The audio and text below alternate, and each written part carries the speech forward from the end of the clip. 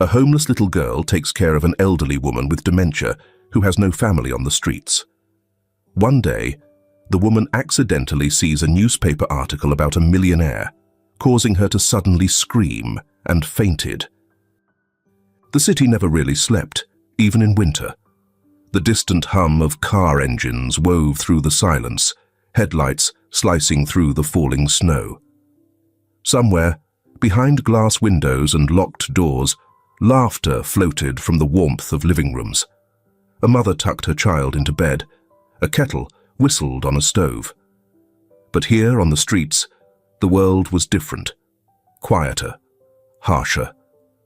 The snow, thick and relentless, softened the city's hard edges, but it offered no comfort to those without shelter.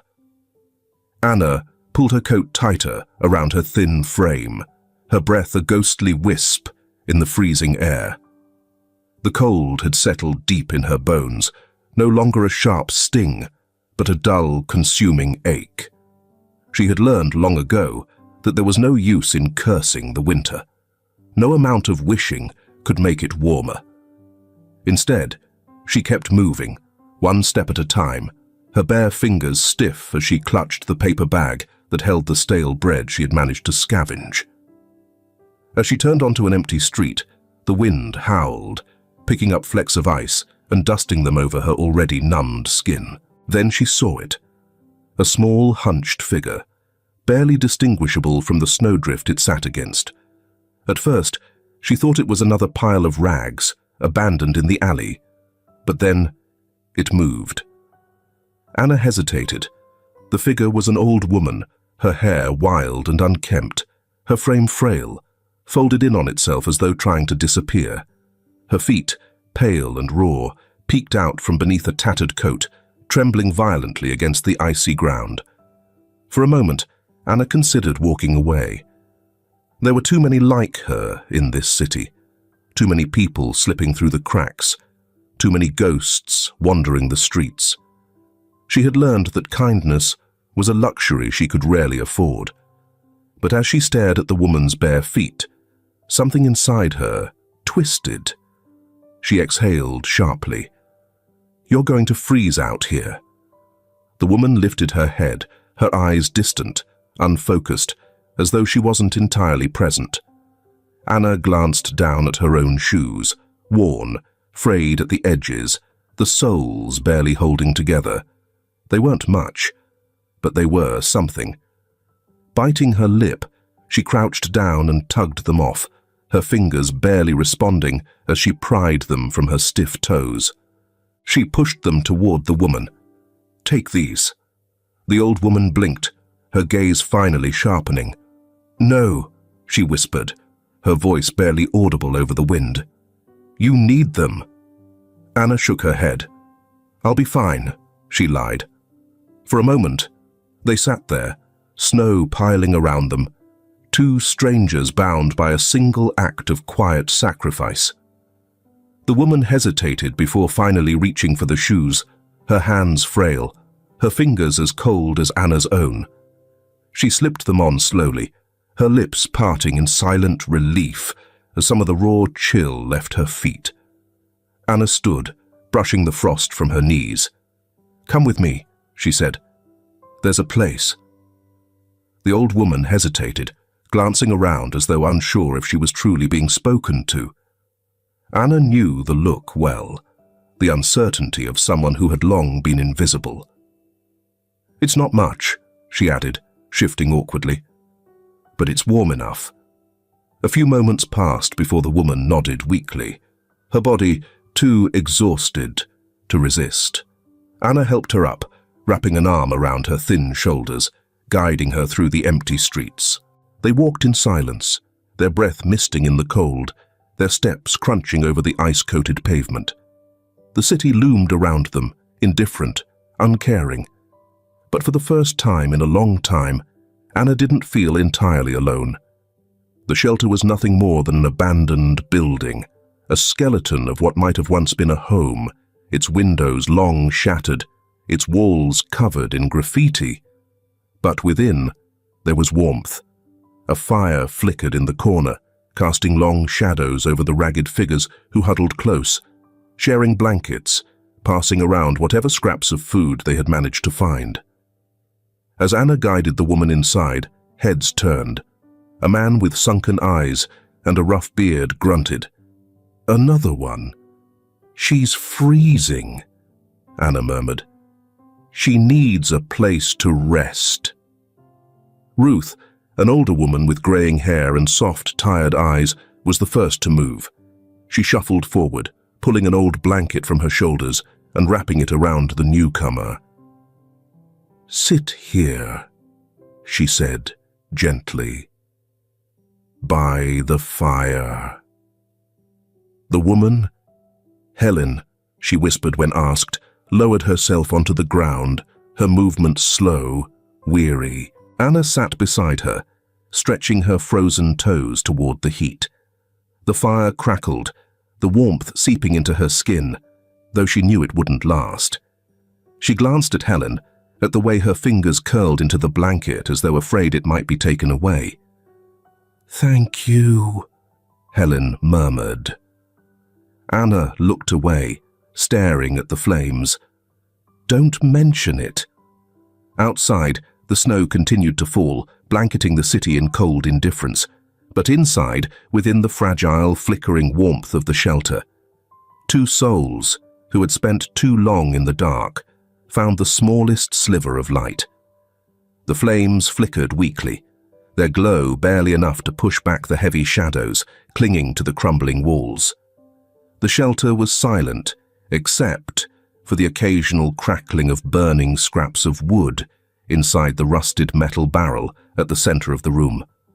The warmth was fragile, struggling against the cold drafts seeping through the broken windows. Anna sat with her knees drawn up, arms wrapped tightly around herself. Her toes, still numb from giving away her shoes, tingled painfully as they pressed against the cold concrete floor.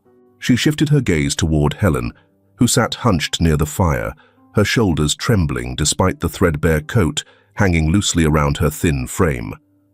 Across the room, a man with hollowed cheeks and deep-set eyes let out a rough sigh, shaking his head. "Another one," he muttered under his breath. His voice carried the weight of exhaustion rather than malice, but the resentment was clear. "We barely have enough for ourselves." "Shut it, Jack," came Ruth's firm response. She was an older woman, her grey-streaked hair tied back in a loose knot. Her hands, weathered from years on the streets, moved deftly as she pulled a tattered blanket from her shoulders and draped it around Helen. "Not everything in this world is about keeping score." Helen flinched at the touch, but didn't resist. She clutched the blanket against herself, staring down at the frayed edges, as if the act of holding something tangible could tether her to reality. The others in the shelter watched in silence, some with curiosity, others with disinterest. Jack let out a dry chuckle, rubbing his hands together. "You always were the saint, Ruth. Hope it doesn't get you killed one day." Ruth didn't bother replying, only settling herself beside Helen, her presence a quiet reassurance. Anna reached into her coat pocket, fingers closing around a stale piece of bread she'd tucked away earlier. She hesitated for only a second before breaking it in half and pressing a piece into Helen's cold hands. Helen blinked down at the bread as though she didn't recognize it. "Eat," Anna said simply. "It's not much, but it helps." Helen hesitated, then brought the small piece to her lips, chewing slowly. She didn't meet anyone's gaze, her eyes distant, lost in a space none of them could see. "What's your name?" Ruth asked gently. Helen swallowed hard, her fingers tightening around the blanket. "Helen," she whispered. Jack scoffed, shaking his head. "And where'd you come from, Helen?" The room went still. Helen didn't answer immediately. Her gaze remained fixed on the fire, the flames reflecting in her clouded eyes. "I don't remember." The words came out strained, hesitant, as if saying them aloud made the truth heavier. I don't know. A silence stretched between them. Jack exhaled sharply, muttering something under his breath before pushing himself up. Ain't my business, he grumbled as he moved to the other side of the room. Ruth watched Helen carefully, her expression softening. It's all right, dear, she said after a pause. Sometimes the past doesn't come easy. Helen closed her eyes briefly. It's all just a blur, she admitted, her voice barely above a whisper. I think I had a home once, a life. But now, it's like trying to remember a dream after waking up. Pieces of something, but nothing whole. Anna studied Helen's face in the dim light. There was something hollow in her expression, something raw and unfinished. She wasn't just lost in the way that all of them were. She was untethered, floating through time without an anchor. You'll remember, Anna said quietly. It wasn't a promise, just a certainty she chose to believe in. Helen turned to her then, her gaze searching. How can you be sure? Anna shrugged, shifting slightly where she sat. Because memories don't just disappear, she said simply. They hide, but they always find a way back. The fire crackled louder, sending faint embers swirling toward the ceiling. Helen let out a slow breath, the tension in her shoulders easing just slightly. Ruth patted her knee gently. You'll get there, she murmured. But for now, rest. No one's throwing you back out into the cold. Helen nodded absently, but Anna could see the way her fingers still trembled as they gripped the blanket. The shelter lapsed into silence again. Outside, the wind howled, rattling the broken window panes. The city remained indifferent, oblivious to the quiet battles being fought within these walls. Anna leaned her head back against the wall, letting the fire's warmth sink into her skin. She didn't know who Helen was before tonight, and she didn't know what pieces of her past had been lost to time. But in this moment, none of it mattered. Here, in this forgotten place, they were all just people trying to survive. And for now, that was enough. The wind outside had quieted, but the night remained merciless. Snow piled up against the abandoned building, its weight pressing against the walls like an uninvited guest refusing to leave.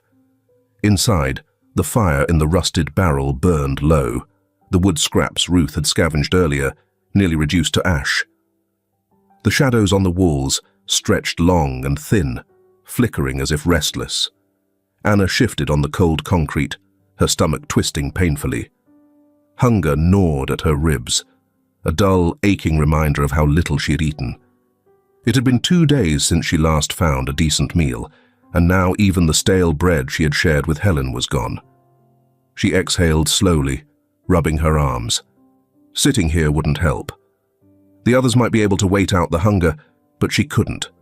Not tonight. Pushing herself up, she glanced at Helen, who sat curled under Ruth's blanket, her frail body barely moving. Anna hesitated, then turned toward Ruth, who was watching her with knowing eyes. "I'll be back," Anna murmured. Ruth didn't ask where she was going. She simply nodded. Outside, the cold struck her like a slap. The city was quieter now, the streets empty save for the occasional distant headlights cutting through the darkness. Anna pulled her coat tighter around her body, shoving her hands deep into her pockets as she walked. She knew where to look, behind restaurants, in alleyways, where dumpsters lined the walls. If she was lucky, she might find something still wrapped, something untouched. If not, well, she wasn't above picking scraps off plates left behind by those who had too much to eat. The first 2 dumpsters yielded nothing but wet cardboard and rotting vegetables. The third gave her half a crushed sandwich, its edges stiff with cold. She tucked it into her pocket, swallowing against the dryness in her throat. Then she saw it. A pile of old newspapers, damp but still legible, stacked beside the trash. On instinct, She reached for the top one, thinking she could use it to wrap whatever food she found. But as she unfolded it, her eyes caught a familiar word. Watkins. She frowned, tilting the paper toward the dim glow of a street lamp. There, in bold letters, was a name she had never heard before, yet felt strangely significant. Nathan Watkins, the man who built an empire from nothing. Beneath the headline was a photograph of a man in his 40s, his sharp features carefully composed, his suit pristine. There was something distant about his expression, something unreadable. Anna's gaze drifted lower, scanning the article. The words, orphanage and abandoned at 10, jumped out at her. Her chest tightened. She didn't know why, but she felt like she should take it. Wrapping the sandwich in the paper, she turned back toward the shelter, quickening her pace. By the time she returned, the fire had burned lower, casting the room in a dim, orange glow. Ruth looked up as she entered, relief flickering in her tired eyes. "Found anything?" she asked softly. Anna nodded, kneeling beside Helen. "Just this," she said, unwrapping the sandwich. Helen stirred at the sound of her voice, her eyelids fluttering open. She blinked, disoriented, before slowly sitting up. Anna placed the sandwich in her hands, watching as she hesitated before taking a small bite. Ruth shifted closer, picking up the newspaper that had been wrapped around the food. She smoothed it out on her lap, eyes scanning the text. Helen was still chewing when her gaze fell on the paper. Her hand, mid-motion, froze. Anna barely had time to react before Helen's breath hitched. The room fell silent. Helen's fingers trembled as she reached for the newspaper, her frail hands smoothing over the ink-stained page, as though she needed to feel the words beneath her skin. Her lips parted, soundless at first. Then, "My son." Her voice was a whisper, so faint Anna wasn't sure she had heard it correctly. Helen's eyes filled with something raw, something both fragile and desperate. Her fingers traced the edges of the printed photograph, her body shaking so violently that the newspaper crinkled under her touch. "My child," she gasped, her breath coming in sharp, shallow bursts. "Nathan! My Nathan!" Ruth moved first. "Helen, breathe!" But Helen wasn't listening. Her shoulders lurched forward, a strangled sob escaping her lips. She clutched at the paper, holding it to her chest, as if the ink and images could bring back the boy she had lost. Anna reached for her, unsure of what to do. "Helen, what?" Helen let out a choked cry, then, without warning, collapsed. The newspaper slipped from her grasp, fluttering to the ground. For one terrible second, no one moved. Then Ruth jolted into action, pressing her fingers to Helen's wrist. "She's still breathing," she said quickly, but her voice was strained. "Her pulse is weak." Anna's heart pounded. She barely registered the sound of Jack cursing in the background, barely noticed the other shelter residents stirring. All she could see was Helen, her small frame crumpled against the cold concrete. "What do we do?" Anna's voice was thin, frightened. Ruth was already turning to the others.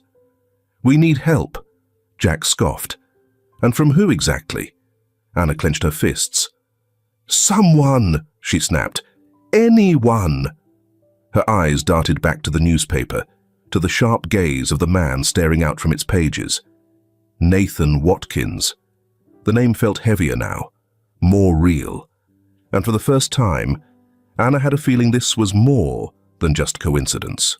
The shelter stood still, the weight of Helen's collapse pressing against the air like an unbearable silence. The weak crackling of the fire barely reached Anna's ears as she knelt beside Helen's still body, her breath coming in sharp bursts. Ruth's hands hovered over Helen's chest, her fingers trembling slightly as she checked for any sign of response. "She's too cold," Ruth murmured, her voice tight with urgency. "And she's barely breathing." The others in the shelter shifted uneasily, their eyes darting between one another, uncertainty thick in the room. Jack sighed heavily, running a hand through his unkempt hair. She's old. Maybe it's just her time. Anna whipped around, anger flashing in her eyes. She's not dying here. We need help. Jack scoffed. From who? No one's lining up to save people like us. Anna ignored him. Her fingers curled into the fabric of Ruth's coat. We have to do something. Ruth hesitated for a second before nodding. There's a shop down the block. They might have a phone. Anna didn't wait for more. She shot to her feet, her legs numb as she stumbled toward the exit. The cold outside was immediate, biting through her thin coat, but she didn't slow down.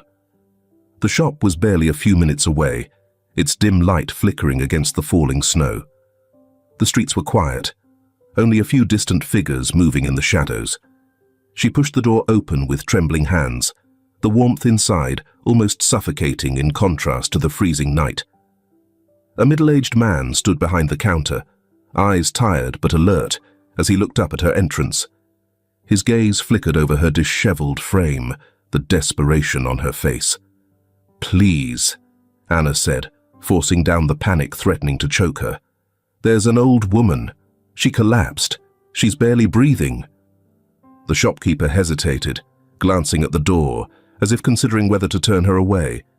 Anna could see it, the war in his mind, the hesitation that had become second nature in a city that had long learned to ignore the suffering of those who lived on the streets. Anna swallowed hard. "Please," she whispered, her voice raw. "She's going to die." Something in the way she said it must have reached him, because he exhaled sharply and picked up the phone. Anna held her breath as he spoke. "Yeah, we need an ambulance," he said, his voice brisk. "Older woman, unconscious. Hypothermia, maybe worse. Yes. Abandoned shelter off 5th. A pause. No, she's not a resident. Just send someone." He hung up and met Anna's wide-eyed stare. "They're coming," he said simply.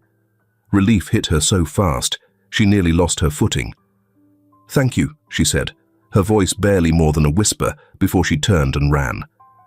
Back at the shelter, Ruth was kneeling beside Helen, rubbing her hands, murmuring something too soft for Anna to hear.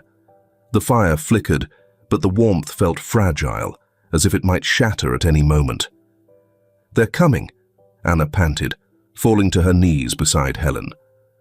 Ruth exhaled, in relief, brushing a strand of damp hair from Helen's pale face. Minutes stretched, feeling like hours. Then, faint at first, then growing louder, the sound of sirens cut through the stillness of the night. Flashing red and white lights spilled through the broken windows, and moments later, heavy footsteps echoed down the alley. The shelter doors swung open, letting in a rush of cold air and 2 paramedics in dark jackets, their expressions unreadable but focused. "What happened?" one asked, already kneeling beside Helen. "She collapsed," Ruth said quickly. "She's freezing. She saw something, got upset. Then just..." She gestured helplessly. The paramedics worked quickly, checking Helen's pulse, her breathing, their movements efficient, almost mechanical. One of them looked up. "She's hypothermic. Her pulse is weak, but she's stable for now. We need to get her to the hospital." Anna barely had time to process before they were lifting Helen onto a stretcher, covering her with layers of blankets. "Can I go with her?" she blurted out. The paramedic hesitated. "Are you family?" Anna opened her mouth, then shut it. She didn't know how to answer that. "She doesn't have anyone else," Ruth said firmly. "She's all she's got." The paramedic studied Anna for a second, then nodded. "All right, come on." Anna barely registered Ruth's reassuring squeeze on her shoulder before she was ushered outside, the cold biting through the layers of adrenaline. The ambulance doors swung open and she climbed in, settling beside Helen's still frame. The doors shut, the sirens blared again, and then they were moving, the city flashing by in streaks of red and white. Anna's hands clenched into fists in her lap. She looked at Helen's face, pale, unmoving. The emergency room smelled of antiseptic and exhaustion. Fluorescent lights buzzed overhead, casting a harsh, sterile glow over the endless shuffle of nurses and doctors moving between curtained-off beds. Anna sat rigid in one of the waiting chairs, her fingers clenched so tightly around the damp fabric of her coat that her knuckles ached. Helen had been whisked away the moment they arrived, disappearing behind double doors, without so much as a glance back. Anna had tried to follow, but a nurse had blocked her path with a simple, impersonal question. "Are you her legal guardian?" The answer had stuck in Anna's throat, burning like acid. Number she wasn't. But Helen had no one else. Now she sat in limbo, watching the reception desk like a hawk, waiting for someone to tell her something, anything. Her stomach twisted. It had been hours since she had eaten, but hunger was the last thing on her mind. Finally, a doctor emerged, scanning the waiting room before his eyes settled on her. He walked over, flipping through a clipboard. "She's stable," he said, his voice calm, detached. "Severe hypothermia, malnutrition, signs of long-term neglect." He glanced up at Anna, his eyes narrowing slightly. "Are you family?" "No," Anna admitted, "but I take care of her." The doctor exhaled, rubbing the bridge of his nose. "She needs long-term care, but without identification or insurance, the hospital won't be able to cover her treatment much longer." Anna's stomach dropped. "What do you mean?" "She'll be kept overnight for monitoring," he explained. "But after that, unless there's a way to cover her costs, she'll be discharged. She can't stay here indefinitely." Anna shook her head, heat rising to her face. "She's sick. She can't just go back out there." The doctor sighed. "Look, kid, I don't make the rules. I just follow them." Anna opened her mouth to argue, but a receptionist cleared her throat behind the counter, looking at her expectantly. "We need to confirm a method of payment," she said. "Do you have insurance?" Anna felt a cold dread settle in her chest. She had nothing, no money, no family, no way to pay for anything. The receptionist must have seen the answer in her face because she exhaled sharply, shaking her head. "Then I'm sorry," she said. "We can only keep her for the night." Anna's heart pounded. This couldn't be happening. Her fingers curled into fists. She could steal. No, beg. No one would give her enough for something like this. She could. And then she remembered. The newspaper. Her fingers shot to her coat pocket, clutching the crumpled page as if it were a lifeline. Nathan Watkins. Her breath came in quick, shallow bursts. The name felt heavy in her hands. He had to know. He had to care. Maybe it was crazy. Maybe it was hopeless. But she had nothing else. She turned back to the receptionist, her voice urgent. "Do you have a phone?" The woman raised an eyebrow. "For what?" Anna swallowed hard. I need to find someone." The receptionist sighed. "We can't make personal calls for—" Before she could finish, a soft voice interrupted. "I can help." Anna turned sharply. A nurse stood nearby, her expression kind but cautious. She had tired eyes, the kind that had seen too much suffering but hadn't yet hardened to it. She gestured slightly for Anna to follow. "Come with me," the nurse murmured. Anna hesitated, glancing back at the receptionist, who simply rolled her eyes and turned away. She followed the nurse down a quiet hallway, past the hum of beeping machines and the murmur of voices behind closed curtains. When they reached a small break room, the nurse turned, crossing her arms. "Who are you trying to find?" Anna swallowed. "Nathan Watkins." The nurse frowned. "The billionaire?" Anna nodded. "Helen, she knew him. She said he was her son. And I think—" Her voice wavered. "I think she's telling the truth." The nurse exhaled slowly. studying her. Finally, she sighed. His company headquarters is on Lexington Avenue. Watkins Enterprises. If you're going to find him, that's your best bet. Anna's pulse kicked up. This was it. A chance, a direction. She straightened. Thank you. The nurse hesitated, then reached into her pocket and pressed a few dollar bills into Anna's palm. For the bus, she said quietly. You'll need it. Anna blinked, stunned.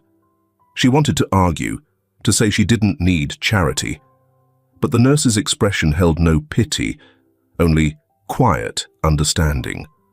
So instead, she closed her fingers around the money and nodded. I won't waste it, she promised. The nurse gave her a small smile. I don't think you will. As Anna turned, stepping back into the cold, she felt something she hadn't felt in a long time. Hope. Anna sat on the frozen pavement, arms wrapped around her knees, trying to fight the cold that had seeped into her bones. The towering glass skyscraper of Watkins Enterprises loomed over her, its steel and mirrored windows reflecting the dying light of the afternoon. She had been here for hours. At first, she had tried to stay standing, pacing near the entrance to keep her body warm. But after a while, the exhaustion became too much. The cold had a way of draining the fight out of you, turning time into something slow and unbearable. The security guard at the entrance had already given her several warning glances, but as long as she stayed quiet and didn't cause trouble, he hadn't forced her to leave. Yet. She pulled the crumpled newspaper from her coat pocket, her fingers stiff and trembling as she smoothed it out over her lap. Nathan Watkins's photo stared back at her, the ink smudged in places where her hands had held onto it too tightly. A billionaire, a businessman, someone who had built an empire from nothing, and Helen's son. Anna's teeth clenched. How could he be so powerful, so successful, and not know, or worse, not care, that his mother was out there, lost, nearly dying on the streets? She curled her fingers into the newspaper. She wasn't leaving without seeing him.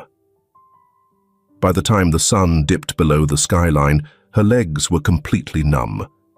She shifted on the concrete, stretching them out just enough to get the blood moving again, wincing at the sharp pins and needles sensation crawling up her calves.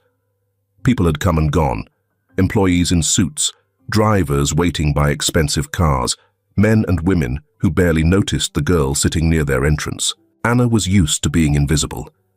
She glanced toward the glass doors again. Nathan Watkins still hadn't left. She didn't even know if he was inside, but there was nowhere else to go. A voice startled her. You still here? She looked up. The security guard, the same one who had given her a hard time earlier. His expression was unreadable, but she could see the thin thread of patience running out in his tired eyes. Waiting, she muttered, pulling the newspaper closer to her chest. He sighed. Kid, I don't know what you're hoping for, but no one in that building is going to stop for you. Anna lifted her chin. I have to see him. The guard gave her a long, assessing look. Then he shook his head and turned away. An hour passed. Then another. The streets grew quieter. The sky turned dark, streetlights flickering on. Anna was starting to lose feeling in her fingers when a sleek, black town car pulled up near the entrance. She sat up straighter, pulse quickening. The back door opened. A man stepped out. Nathan Watkins. Anna's breath caught. Even in the dim city lights, he looked exactly like the photo. Sharp, put together, like someone who had never known hunger, never spent a night sleeping on the ground. His dark coat was crisp, his posture effortlessly confident, and in one hand, he held a phone, speaking into it without pause. He didn't even glance around as he moved toward the building. He didn't see her. Anna's heart lurched. This was her chance. She moved. Pushing off the pavement, she stumbled forward, her legs still sluggish from hours in the cold. "Nathan Watkins!" Her voice cracked, hoarse from disuse, but it carried enough that a few people near the entrance turned their heads. Nathan didn't. Anna's frustration flared. She forced her body forward, moving past the few lingering employees who were still heading home. "Please," she tried again, louder. "It's about Helen." That stopped him. Nathan froze mid-step, his fingers loosening around his phone. The device slipped from his grasp, hitting the pavement with a dull clatter. For the first time, he turned to look at her. His sharp features, impassive just seconds ago, had shifted into something unreadable. The world seemed to narrow, the noise of the city falling away. Anna felt the security guard grab her arm, yanking her back. "You need to leave," the guard growled. But Nathan's eyes, dark and piercing, were still locked onto her, and in that moment, she knew. He had heard her, and more than that, he knew the name. Nathan Watkins didn't move. The name had hit him like a wrecking ball, splintering the careful control he had spent years mastering. Helen. He barely noticed the security guard still gripping the girl's arm. The city noise faded, distant and insignificant against the sudden pounding in his chest. The winter air felt sharper, cutting through his coat like it wasn't there. Helen, his mother's name. He hadn't heard it in 30 years. The girl, thin, shivering, desperate, was staring at him, pleading without words, her lips slightly parted as if she were afraid he might walk away before she had the chance to explain. Nathan forced himself to breathe. It wasn't possible. Helen Watkins had been dead to him since the day she left him behind. And yet, something about the girl's posture, the raw urgency in her voice, sent a cold, sinking dread crawling through his gut. Without thinking, he lifted a hand toward the guard. "Let her go." The security guard hesitated. "Sir, she..." Nathan's voice was sharper this time. "Let her go." Anna stumbled forward as the grip on her arm loosened. Her knees wobbled, but she caught herself, straightening with the kind of resolve that only came from knowing you had no other choice. She took a single step toward him. "Helen is in the hospital." Nathan's pulse stuttered. "She collapsed," Anna continued, her breath coming in uneven bursts. "She's sick. She..." She faltered for half a second, searching for the right words, then steadied herself. "She called your name before she lost consciousness." Nathan clenched his jaw. Helen, his mother. The woman who had told him at 10 years old that he would be better off without her. The woman who had chosen to disappear. The woman who... No. He wouldn't do this. He wouldn't let the past slip into his carefully structured present. But his hands curled into tight fists at his sides, betraying the iron grip he was trying to maintain over his emotions. "Where?"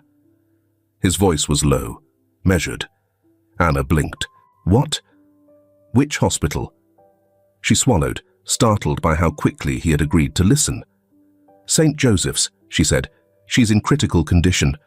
I don't know how much time she has." Nathan exhaled, slow and controlled, like a man calculating the weight of his next move. Then, without another word, he turned toward his car. "Get in." Anna hesitated only for a second before following.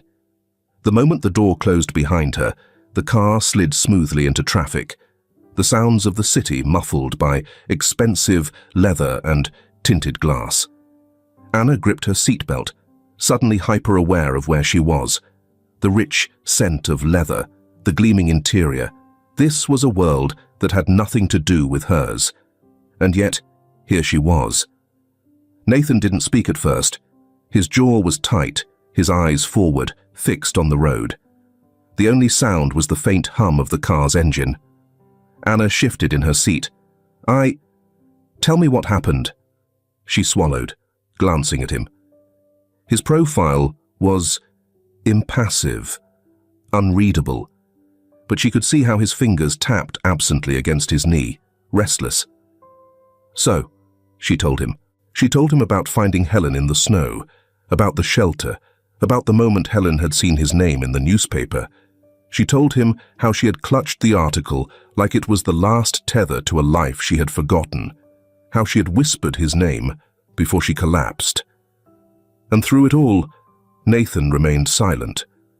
But something in his posture had changed. His shoulders were tense, his grip on his knee tighter than before. Anna finished speaking, letting the silence settle. Nathan exhaled. His fingers flexed against the seat. For a moment, he was 10 years old again. A boy standing in the doorway of a too-empty house, suitcases at his feet. A woman, Helen, kneeling before him, hands trembling as she cupped his face.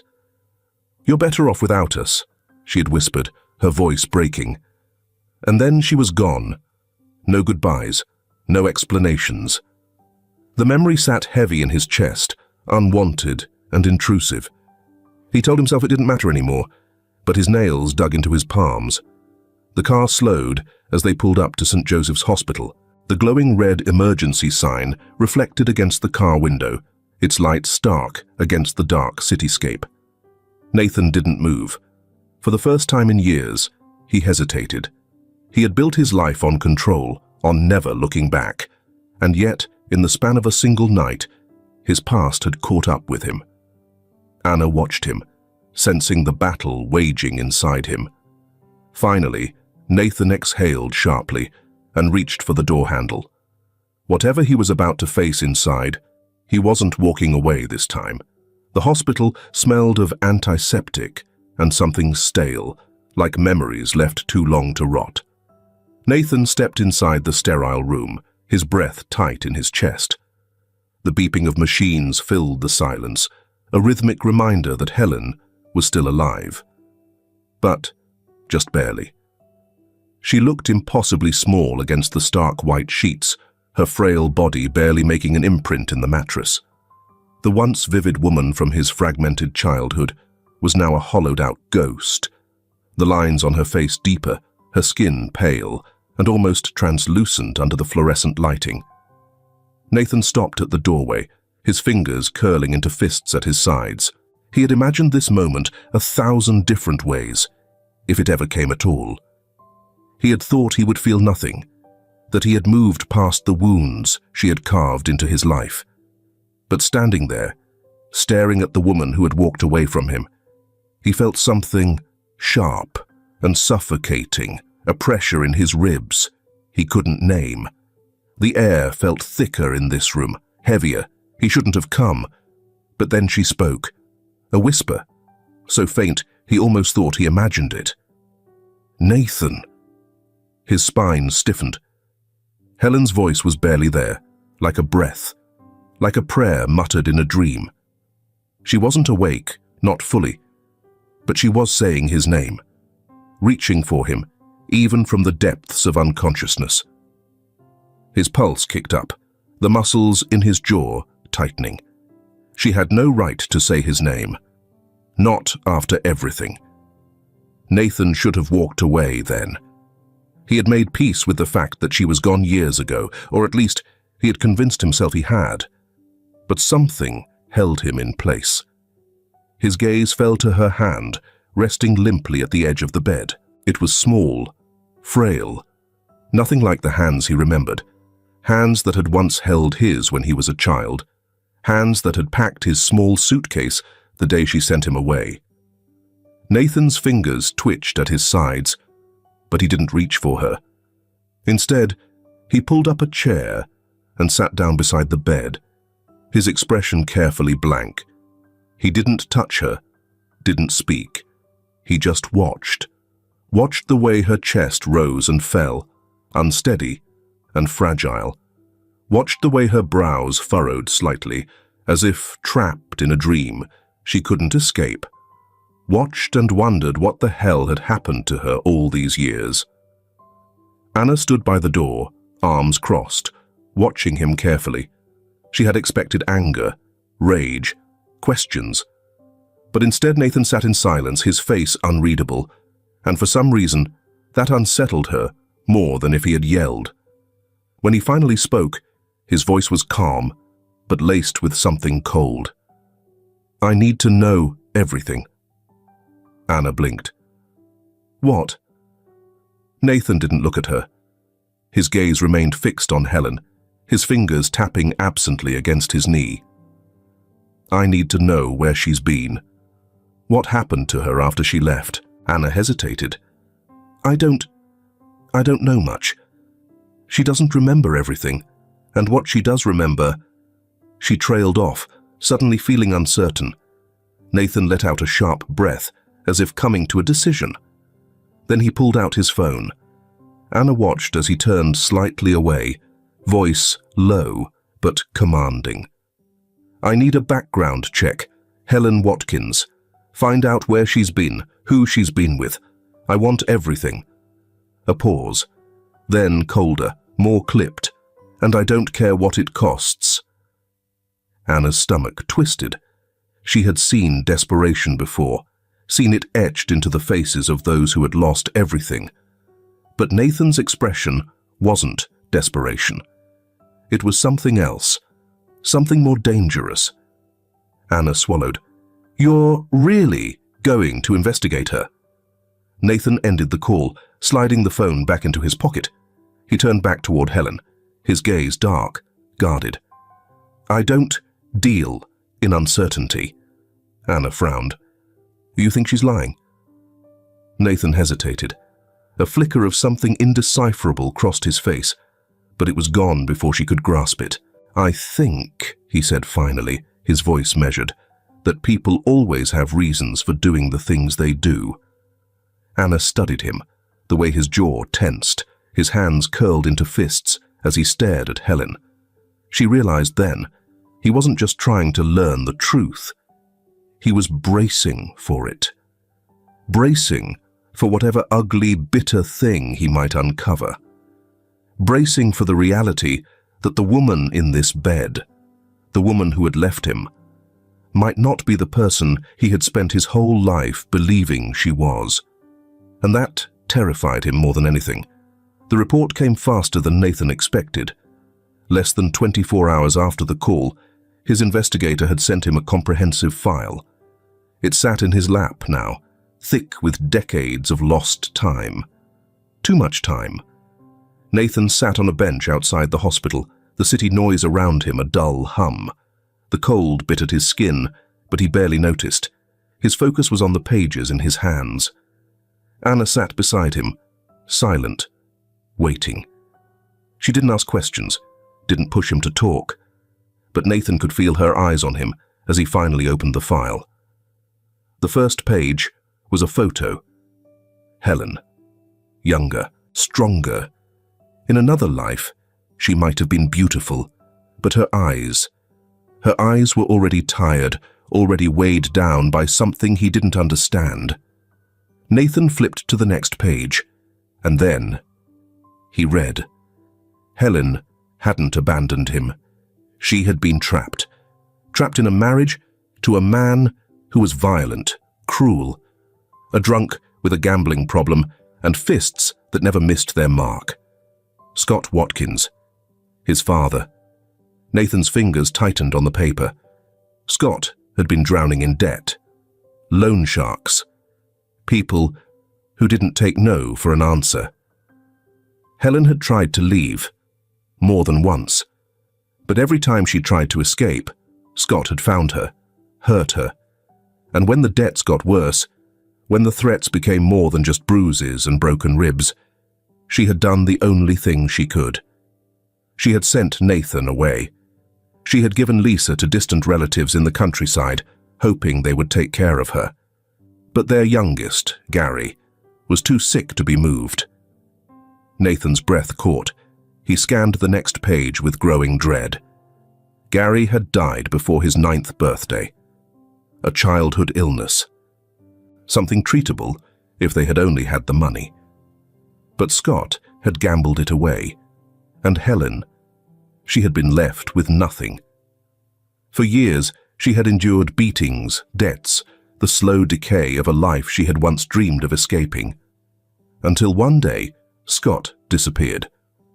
The loan sharks came looking for him, and when they found nothing left to take, they let her go. But by then, she was already broken. Nathan could barely breathe. His fingers trembled as he turned another page. The details blurred, but the message remained clear. Helen had never stopped suffering. While he had been growing up in an orphanage, resenting her, hating her, she had been fighting for survival. She had lost everything. And now, she was losing her memory, too. Nathan closed the file. His mind was quiet. Too quiet. For years, he had held onto his hatred like a shield, convincing himself that she had left because she didn't love him, because she hadn't wanted him. That had been easier. But now, he knew the truth. And it hurt more than the lie ever had. He let out a slow breath, staring out at the city. A long silence stretched between him and Anna before she finally spoke. She suffered. It wasn't a question, just a statement. Nathan gave a tight nod. Anna shifted beside him. Do you hate her? Nathan didn't answer right away. He wanted to. He wanted to hold onto the anger, to bury himself in the safety of his old resentment. But he couldn't. Because hate required blame. And now that he knew, now that he saw the full picture, who was left to blame? His hands curled into fists. I hated her for a long time, he admitted, voice quiet. Because it was easier. Anna didn't say anything. She simply let the words settle. Nathan exhaled sharply, dragging a hand over his face. She lost everything, he murmured. And I spent my whole life hating her for it. Anna finally turned to look at him. But she never stopped loving you. Nathan's throat tightened.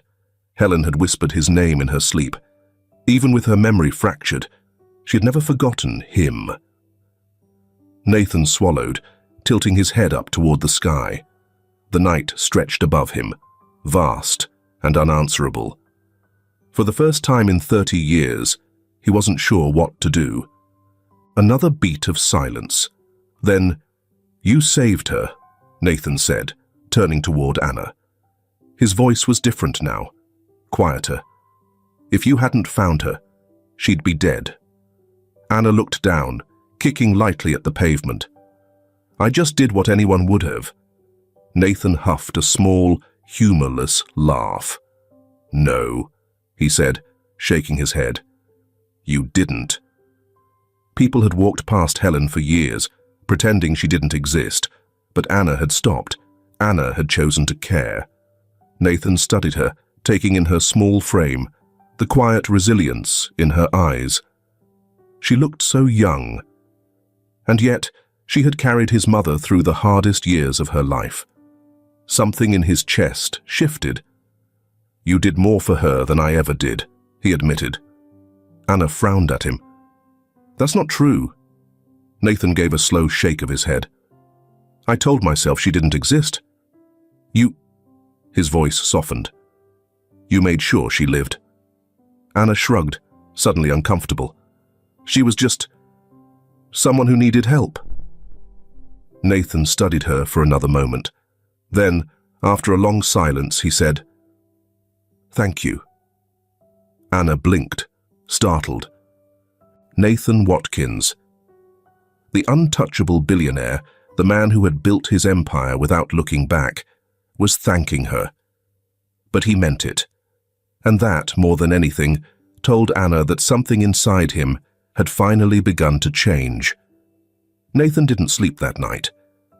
The hospital was quiet, except for the steady hum of machines and the occasional footsteps of nurses passing by.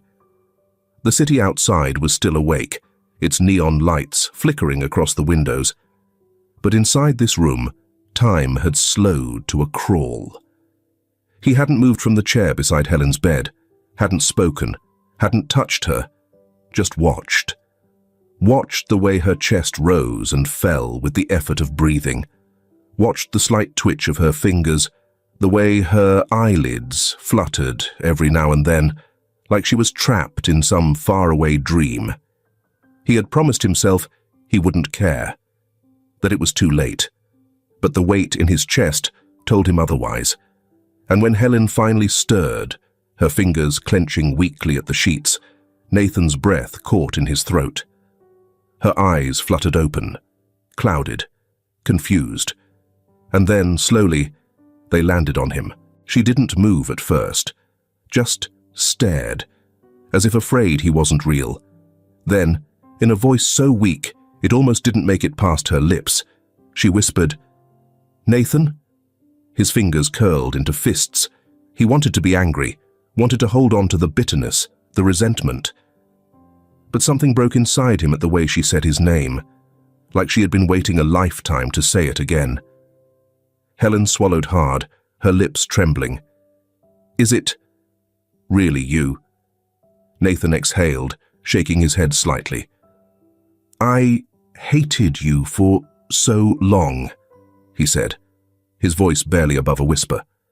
Helen's eyes filled with tears.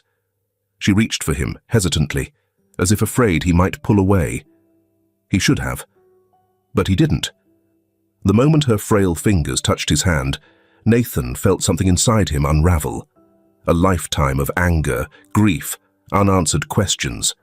It all cracked apart under the weight of this moment. Helen's fingers tightened weakly around his. "I never wanted to leave you." Nathan clenched his jaw, swallowing down the lump in his throat. She looked at him the way a mother looks at her child when she thinks she's lost them forever, and for the first time in 30 years, he didn't feel like a stranger to her anymore. Anna had been standing quietly near the door, watching. She wasn't sure what she had expected. Shouting, a confrontation, but not this, not the rawness of it, not the way Nathan looked at his mother like he was seeing her for the first time. A warmth spread through Anna's chest, something she hadn't felt in years. She had spent most of her life believing that families didn't last, that once something was broken, it stayed broken. But maybe, just maybe, some things could be mended. Nathan barely noticed when Helen turned to Anna, but when she spoke, her voice thin but steady, he stiffened. "You're the one who saved me." Anna hesitated. She shook her head. "You don't have to thank me." Helen held out her hand, and after a brief pause, Anna stepped forward. Helen's fingers were weak, but they squeezed Anna's hand just enough to be reassuring. "You gave me back my son," Helen murmured. Anna felt something tighten in her chest. Nathan swallowed hard, looking away. Helen's fingers trembled as she turned back to him. Her next words made his heart stop. "Nathan," she whispered, pleading, "take care of her." His brows furrowed. "What?" Helen's grip tightened, ever so slightly. "Anna, she has nowhere to go." Nathan glanced at the girl standing beside him. She wasn't looking at him. Her arms were wrapped around herself, shoulders stiff, as if she was already bracing for rejection. Helen turned back to Nathan, her eyes full of something fragile, but unshakable. "She saved me," she whispered. "She has no home, no family." Nathan stared at her, and for the first time in his life, he heard a plea in his mother's voice. "She deserves better," Helen continued, voice shaking. "She deserves—" She exhaled sharply, her exhaustion catching up with her, but she didn't look away. "Please." Nathan had spent his whole life closing himself off from people, but now, here he was, being asked to open his doors to someone else, someone who had been a stranger to him only days ago, someone who had saved the only family he had left. Nathan exhaled slowly, running a hand through his hair. He wasn't sure if he was built for this, but as he turned to Anna, watching the way she tensed, as if waiting for him to say no, he realized something. He couldn't walk away from this either. He sighed, tilting his head back toward the ceiling before muttering, "Fine." Anna's head snapped up. Helen let out a shaky breath of relief. And for the first time since he had stepped into this hospital, Nathan didn't feel like he was alone anymore. Nathan sat by the window later that night, the city stretching out below him. Anna was curled up in the chair beside Helen's bed, fast asleep. Nathan watched them both for a long time before he pulled out his phone. There was one last thing he had to do.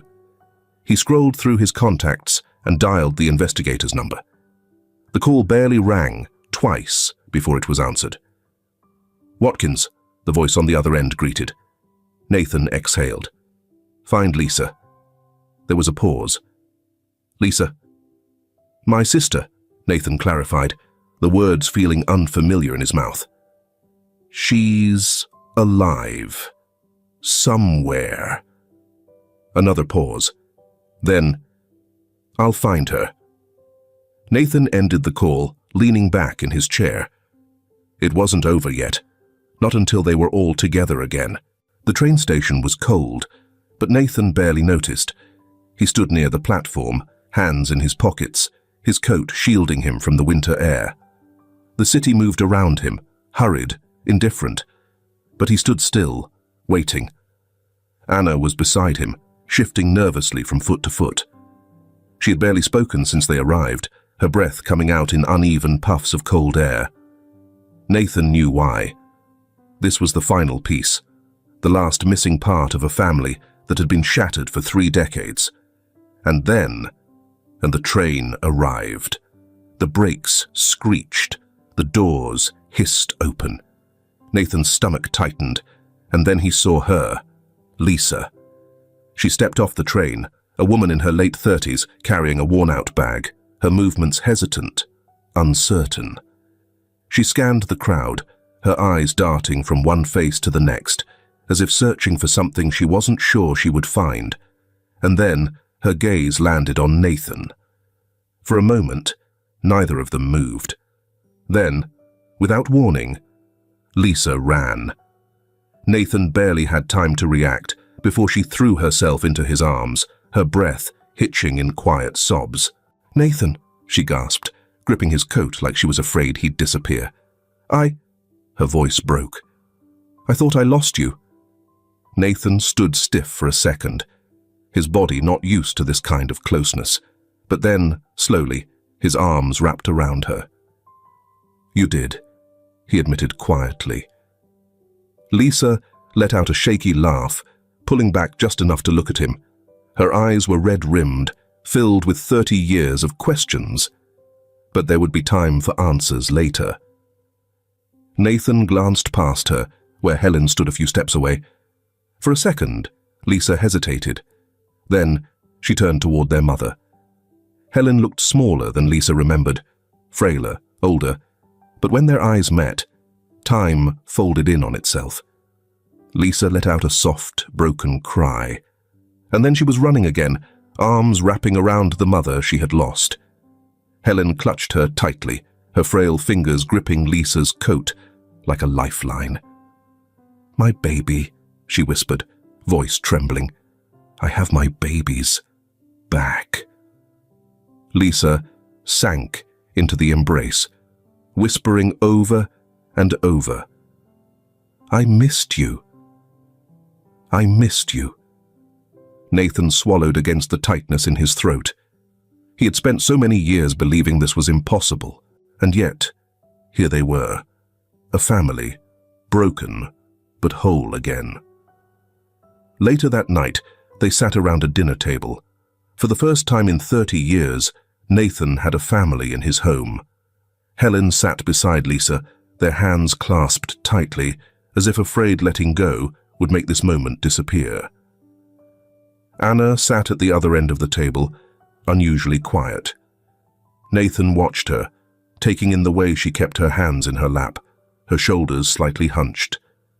She had done so much for his mother, more than he ever had, and yet she still sat there, like she didn't quite belong. Like she was still waiting for someone to tell her this wasn't really her place. Nathan inhaled slowly, then stood up. Anna blinked as he moved to kneel in front of her. She frowned. "What are you—" "Come home with us," Nathan said. No hesitation, no uncertainty. Anna's lips parted slightly, her eyes widened, like she hadn't expected this. "Nathan," she started, her voice small. I don't—" "You belong here," he said firmly. "With us." She stared at him, her fingers curling into the fabric of her sweater. There was something vulnerable in her eyes, something that looked like fear, like she wanted to believe him, but didn't know how. "You saved my mother," Nathan continued, his voice quieter now. "You didn't have to, but you did." He exhaled. "You saved me too." Anna's breath hitched. Nathan gave her a small, rare smile. "Now let me do something for you." A long silence stretched between them. And then, finally, Anna nodded. A hesitant hope flickered in her expression. For the first time, she dared to believe she belonged somewhere. That night, the house was warm with laughter. For the first time in years, it wasn't empty. Helen sat beside Lisa, their quiet conversation filled with years of catching up.